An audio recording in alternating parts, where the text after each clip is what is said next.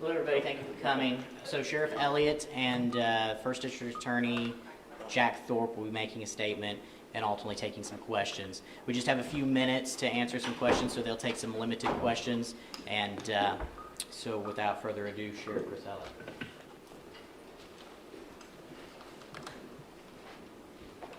Good morning. I'm Sheriff Chris Elliott with the Wagoner County Sheriff's Office, and we're going to make a statement myself, First District Attorney Jack Thorp, in regards to this incident. And as Deputy Mahoney said, when we get done, we will entertain some questions to a limited extent. I'd like to thank all the members of the media for showing up to cover this. It's my intentions as the sheriff of this county to keep my constituents informed about what's taking place in their county, and I appreciate the media showing up to allow us to use that vehicle to keep all of our people informed about what's going on in their county. My thoughts and the thoughts of the Wagoner County Sheriff's Office are with everyone that has been affected by this unfortunate incident. I want to thank the Broken Arrow Police Department for their assistance. They arrived on the scene with us when we first got the call, and they assisted my deputies in processing the crime scene out there. I'd also like to thank each one of my deputies that showed up. They have worked tirelessly on this case ever since it happened to make sure that we do a good job. They've investigated this meticulously, diligently, and we've looked at every piece of evidence. We've talked to witnesses, we've interviewed family members, and as you all know, we have ultimately made an arrest in this case.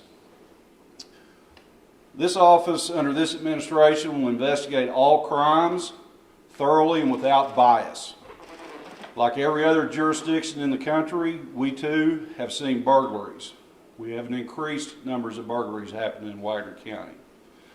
Wagoner County Sheriff's Office has tried to combat that by increasing the number of deputies on the street, and we're working diligently with other law enforcement agencies and the community to try to thwart these burglaries.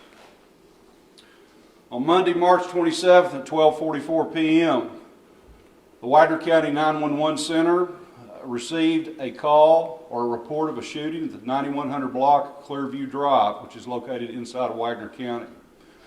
The caller, Mr. Zach Peters, reported that 3 men had just broken into his house and that he had shot them.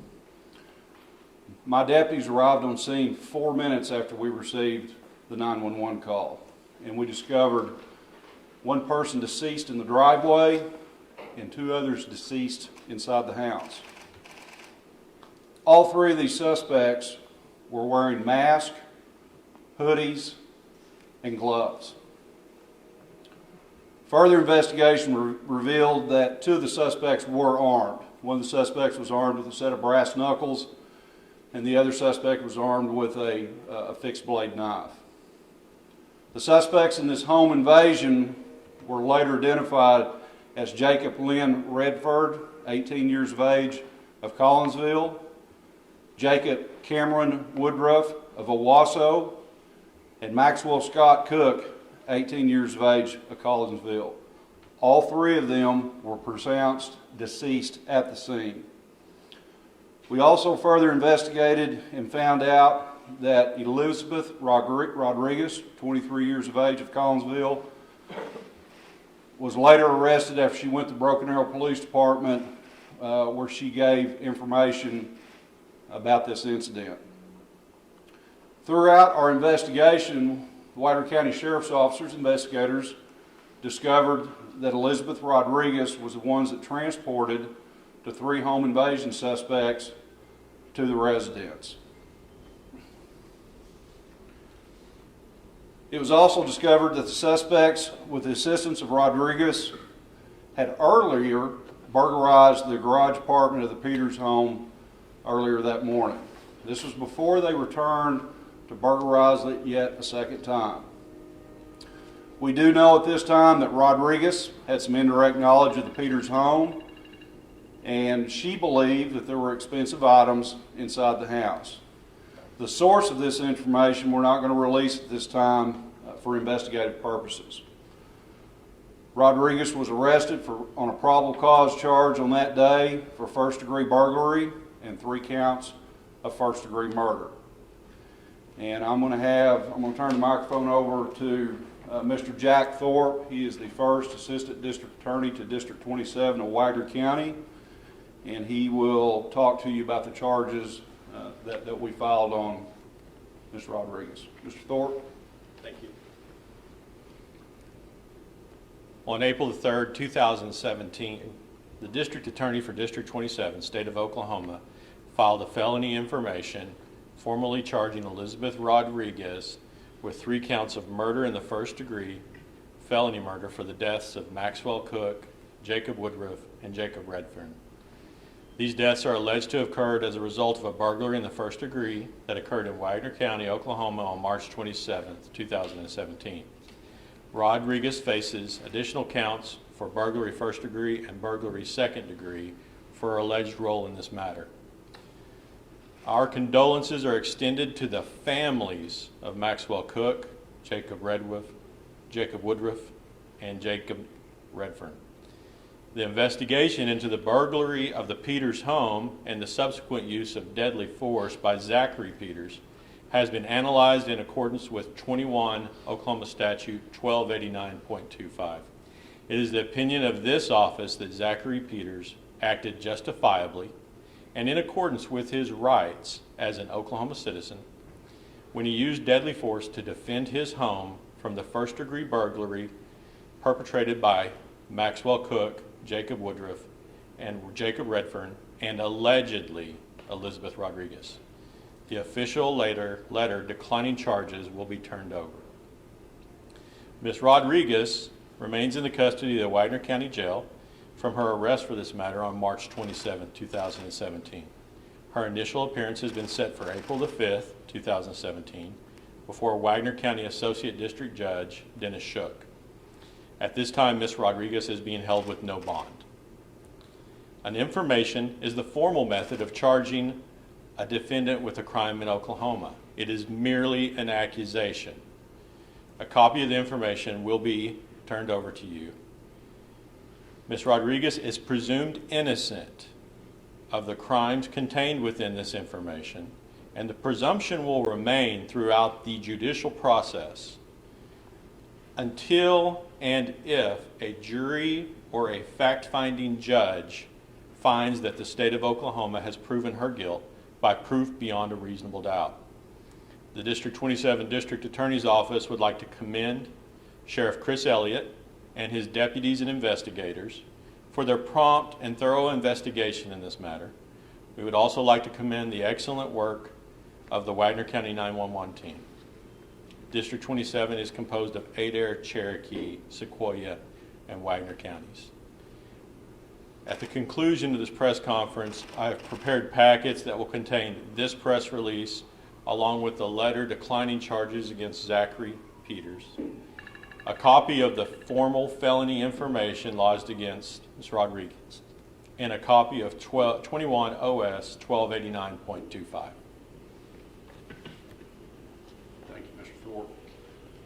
And I just want to echo what Mr. Thorp said, the Wagoner County Sheriff's Office. We're very troubled by this. We don't want to see this in our county. But the Wagoner County Sheriff's Office, we support the right of our citizens, the right to bear arms and to defend their homes in this county.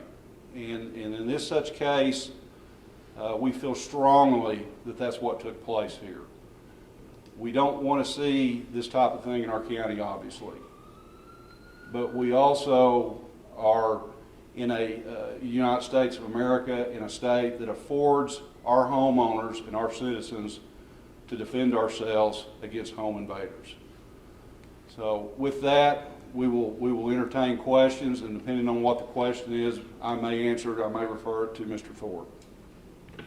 Does Rodriguez have an attorney yet?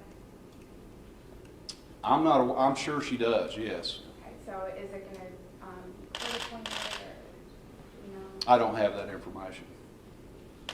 What about the woman in the back seat? What's her status? Is she going to be arrested? We're not releasing any information. I will tell you this, it's a juvenile, and we're not going to release any information on this because this case is still an open investigation. And what about Ethan Ellison, the kid who talked on YouTube? Is anything going to happen with him? It's not part of the investigation right now. We're looking at it, but there's not anything we're prepared to comment on. Do you think the teens were just looking for items or money? Was there anything else inside the house you think they were targeting? Well, our investigation showed that they went and burglarized a detached garage apartment, and based on the information that's known to us right now, there were significant items taken out of that, and then the decision was made to go back and go into the interior of the house because the suspects in the first-degree burglary felt like there was more valuable items inside that house. Do you know what those items were that they got away with the first time? It was liquor and some electronic equipment. I don't have a complete list of it. Do we know yet how long between those two break-ins? Between the garage break-in and the house break-in? We do that, but we're not releasing it. It was within the same day. Could Rodriguez possibly face the death penalty if she's determined guilty? The range of punishment for murder in the first degree includes 3 possible punishments: death, life without the possibility of parole, and life. Did your investigators learn anything from her round of media interviews? It confirmed some of our suspicions based on the physical evidence at the scene. Yes, we did. Was it difficult to come up with this decision not to charge Zach Peters? I know you guys studied that law really closely. It was not necessarily difficult, no. This was a statute that's approved by our legislature and signed into law. It's been the law in the books. And as you can see I have a copy of the law that I'll provide you. If you won't be privy necessarily to the investigation, but I don't think it was a difficult decision. Any other questions? Have they been involved in any other burglaries in that neighborhood, do you know? There's been other burglaries in the neighborhood, and part of our investigation did reveal that they had cased several other houses in the neighborhood. Any other questions? Where was the elder Mr. Peters when the younger Mr. Peters was on the phone? He was at work. He was at work, okay, because it's been reported he was there at the house, but he was not there. No. Okay. Mr. Zach Peters was home by himself at the time of the forcible entry. What's next in the case besides just, is there something next in the case besides just a routine court appearance for Mrs. Rodriguez? Ms. Rodriguez will have an initial appearance this Wednesday, April the 5th. From that, normally, since the information has been charged, she will probably be set for a preliminary hearing conference docket, and following that would be a preliminary hearing. Sheriff, do you have any advice? I mean, it's such a tragedy, these kids, having to lose their life over something like this. What would you tell kids that age after all of this? I would tell anybody that life is about choices, and consider your choices very carefully before you act on them, because if you make a poor choice, you could find yourself in a bad situation. And the facts in this case are very solid. These individuals chose to go to this house. They chose to break into this house. They chose to forcibly enter into the house. And because of those decisions, they lost their life.